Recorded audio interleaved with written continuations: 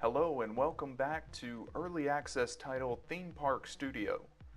This is video number 2 in the series, Build With Me, and our goal for today is to recreate something similar to the scene you see in the video now. This is a beach scene that we've modified the terrain just a bit, and we'll review retexturing so we can create some gravel or sand type textures. And as you can see, the path winds from the beach through the water and branches out to some flat rides. We'll recreate those. The coasters I don't know that we'll actually touch on. These were built using the coaster editor. Each took just a couple minutes. They're editor's point and click for those that don't have the game. They're nothing fancy, but for the time that they took to build, I've got to say they look pretty good. We'll probably touch on some water properties as well, and I don't know how long this video will run, but if it runs over 15-20 minutes, we'll break it up into multiple videos. So if you want to follow along, let's go ahead and get started. Go to a new park and I will meet you there. Okay, here we are on a new park. I'm going to select the entrance and delete it and move into the middle of the park tile. A few things I want to mention before we get started is under Help Documentation. There's documentation on several categories, including the Path Builder. You may want to read through this if you're not familiar with path building. It'll give you the basics of path building and the controls. Otherwise, we're going to look under Tools and Options. Here you can set the graphics detail as needed for your PC, as well as set the camera control speed at which you move around. There's also a basic control set and an advanced control set. You can try those out and pick the best one for you. You also control the time lapse, the day-night transition of your dynamic skies in the tools and options selection. We're going to close that out and we're going to start to look at paths now. So go ahead and click on the Paths button and then the Path Library button. Here you can build fences and walls which work the same way as paths, but we want to left click on basic path. Okay, and you'll notice that it places a single node path on your tile. If you want to change the direction of the path, hold down the Alt key and move the mouse in that direction. If you let the Alt key up and move the mouse then, you'll notice the path will stay in that direction. For our example, let's go ahead and place a path in the upward facing direction. Left click to place the path, and you'll notice that the Path Properties box pops up. Now the next path node to be built will be outlined in white until you click the Build button. I'm not going to go through all the options, just know that you can build several different curvatures here, as well as staircases up and down, inclines, and even specialty segments that include path forks and bridges. We'll use a lot of the sizes in the upcoming build. What we want to do right now though is just to build a quick oval. So I'm going to select the left curve and build, and then a straight piece, another straight piece, and 2 more curves. Now when I get to the last piece, maybe yours did this too, you'll notice that it wants to place it and try to connect it to the side of the original path. I don't want that to happen, so I'm going to press Escape and I'm going to manually move this last path node into place, and the way that I do that is to hold down the Control key and make sure that my last path node is selected, and as I move it slow and snap it to the last piece. Now sometimes what people report happens is they move it too fast and the path node starts to point in a different direction and they can't exactly connect it. If that happens to you, go ahead and move the path node back and then quickly move the mouse in the direction you want the path node to face, and try to move the path a little bit slower towards where you want it to connect. Now if you want to turn the snap tool off, which I currently have on, that will give you a little more control on exactly where you can place the path. You still use the Control key on the keyboard, but you notice that it's not snapping into place. I have a lot more control on exactly where I place that path. I'm going to go ahead and turn my snap tool back on, close the Path Properties box, Hopefully you have something similar to an oval as well. If not, go ahead and pause the video and practice. We're going to look at another path tool. So I'm going to pull up the path library again and start a basic path. And I'm going to place the path in the upwards direction again. And I'm going to close path properties and press escape. Now I'm going to click on the build path icon, and it tells me to press escape when I'm finished. What this tool does is to build a path wherever you move your mouse. Now the system doesn't know which way you want the path to point, so you have to tell it by holding down the Alt key. So I'm going to tell the path to point left by holding down the Alt key and dragging left. When I let the Alt key up, the path will remain left. Now go ahead and create an oval shape here as well. I'm going to drag down while holding the Alt key, and now I can shape out my oval. So see if you can draw an oval with this path tool.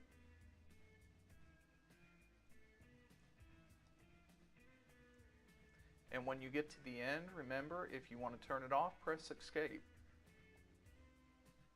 I got pretty close to an oval, but not exact. So that's two different ways that you can build paths. This one is very powerful, this build path option, when you have a park built and you just want to build paths throughout your park. This is an easy way to do it. Okay, go ahead and start a new park, and we're going to start building the park we saw in the intro.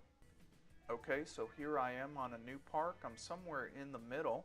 I'm going to go ahead and click on the terraforming tool and the terrain maps button. And from there I'm going to select Beach 1. And I want to make this about a quarter of the size bigger, so remember I'm going to hold down the Alt key and drag up. And before I place anything, I'm only going to hold the left mouse button down for a second. All I want is the indication of some hills. I don't want actual mountain terrain. But I did notice just by accident that if you continue to hold down the left mouse button, it creates a pretty cool plateau effect. I think I'm going to come back to that at some point and actually build a park up there. Okay, so we've got the mountains built. Now what we need to do is fill the middle in with water. So we're first going to go to the water tool and enable the water. Then we're going to go back to the terrain maps tool and select Hill 10, and I'm going to decrease the size by holding down the control key and dragging down. This gives me a little more control over the where the water gets placed. And then I'm going to hold down Shift and start to place the water. Now you don't have to be perfect here, just remember you're creating a beach scene. So we're going to try to leave these two mountains on the end exposed, but create water in the middle.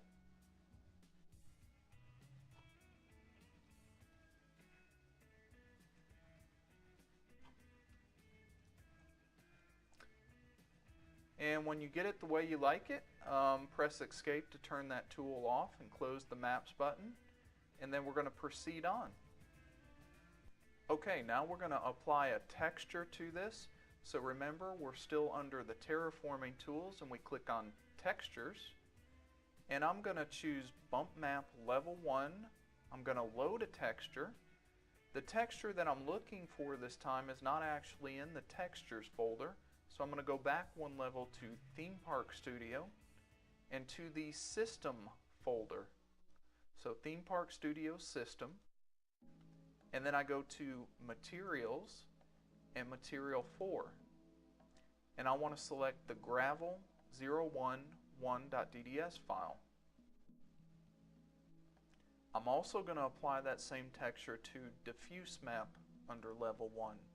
So load texture, again it's Theme Park Studio, System, Material, Material 4. And we want Gravel 011. Now you notice when you apply it to the diffuse texture, you get a nice sandy type effect. So I've got the gravel and bump map and diffuse map. Now in Mix In 1 under Level 1, I'm going to load a new texture. And this time I'm going to use the white texture that's directly in the textures folder.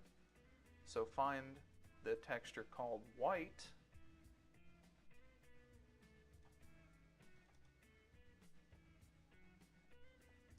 And that adds a little more sand to your beach. Now if you scroll real close, you should actually see a sandy beach.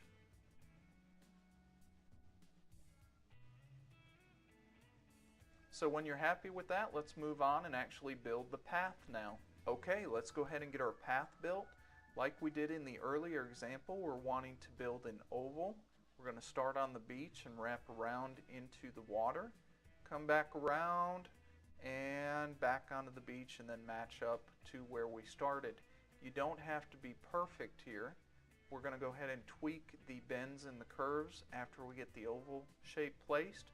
So select Basic Path, right face it, place it, and then I'm going to use the Path Properties box simply because that's what popped up. Remember, I could press Escape and draw the path out with the Build Path icon.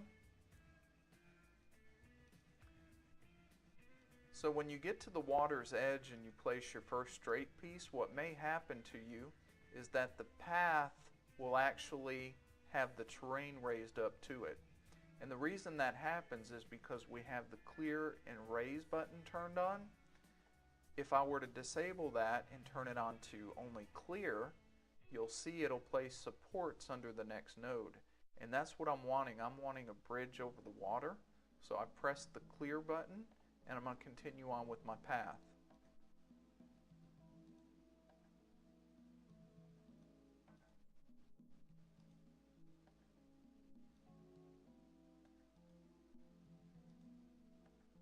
And you notice I'm changing the lengths of these as needed just to get around this mountain in the middle.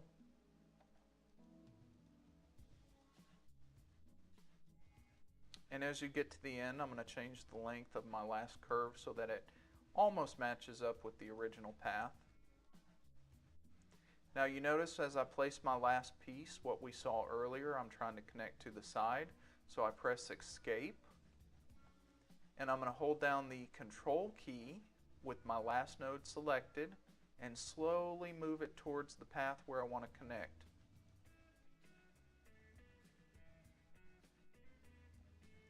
And it looks like it made a great connection. Sometimes I would need to disable the snap to make that match up, but in this case all was okay. So you should end up with something like this, a basic oval shape that goes around this mountain in the middle. Or the hill rather. And when you're ready, we're going to move on and make this look curvy. So let's close the Path Properties box. And now to apply curves to our path, we're going to select the Rotate tool. So go ahead and click on Rotate. And let's move out to the right corner out in the water of the path. And let's select one of the last nodes. Hold down your Control key and move your mouse up and down. And you'll notice that puts a bend in the path.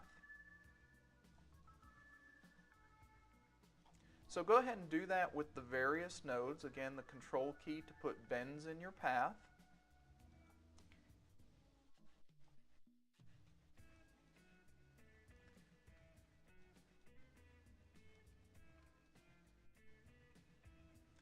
Now I can't bend the last piece because it's connected.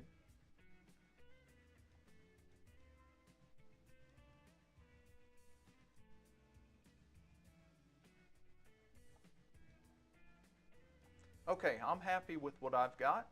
Hopefully you've got something that you're happy with. One thing to note here, notice that the terrain actually overlaps my path. A very easy way to fix that is to select the node that the terrain is lapping over, which in this case we already have that node selected, and press the Clear and Raise button again, and it'll snap that terrain back in place. The rest of the path looks okay. So let's go on to applying lights and trees to the path now. Okay, let's go ahead and add lights to our path. Anyone notice anything different here? My path actually changed, and probably the landscaping a little bit as well. I stopped recording, and when I came back realized I hadn't saved the park, so I had to start over. Hopefully it didn't confuse anyone and we can pick up where we left off. Let's move up to a top-down type view. Hold down the left mouse button and drag a box around the entire path. When you let the button up, it will select all the path nodes. So any changes we make now apply to all path nodes. We can do that because we don't have other objects like trees or buildings or rides in the scene yet. If we did, we wouldn't be able to select them all. We could select groups possibly, or we might have to select individual nodes and do modifications. But in this case, we can select all of them. So with all nodes selected, from the Paths toolbar, we want to click the Auto-Generated Objects button. And we want the second icon that looks like a street lamp. And then from the list, we're going to click on Street Lamp one time. That will add the street lamp to your path. And now we want to line the street lamp up with the edge of the path. So we're going to select the second object in the list and change the separation using either the arrows, or you can type directly in here. We want it to be -1. And you can see that lines the street lamp up with the edge of the path now.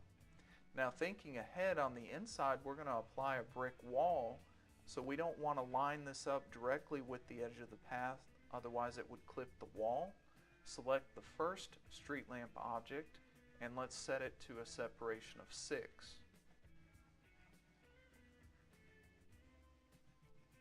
The other option is your distance. The closer the distance, the more street lamps you'll have. Obviously the farther, the less. We've got ours set at 63. Again, you can type that in there or you can use the arrows. So once you have that, go ahead and close the Path Objects and Objects Library, and we now have street lamps on our path. Okay, let's go ahead and get a brick wall on the inside of our path, and we're going to start by selecting all the nodes again. And once we have all nodes selected, we're going to open up the Paths tools and click on the Properties button. Up at the top of Path Properties, we're going to click on Fence Left to turn the inside fence on. And you notice it puts a nice railing on the inside edge. So once you have the fence turned on, let's go ahead and increase the size of the fence up to 6.5.